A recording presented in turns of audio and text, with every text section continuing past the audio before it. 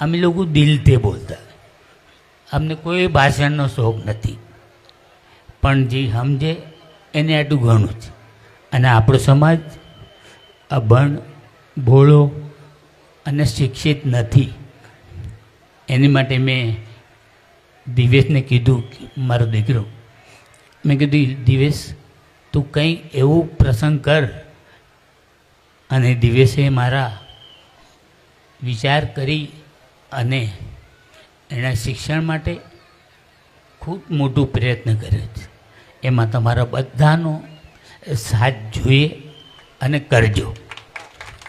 અમે લોકો કોઈ ડોનેશન નથી લેતા, તમારા છોકરા છોકરીઓને અમે ભણાવીએ. આવતા દિવસોમાં આ 10-15 વર્ષ પછી આ બેની દીકરીઓ અને માણસો જે આપણા ભણીએ ને, તો પછી બધાને લેવું પડે ક્યાંય બી આઈએસ ઓફિસમાં, પીઆઈમાં, પીએસઆઈમાં, ડીએસપી, ડીસી, આ બધા પ્રયત્ન આપણે કરવાના જ અને કરશું. હું જ્યાં સુધી જીવી ત્યાં સુધી આપણા સમાજને હું કોઈ દી નહીં ભૂલી શકું.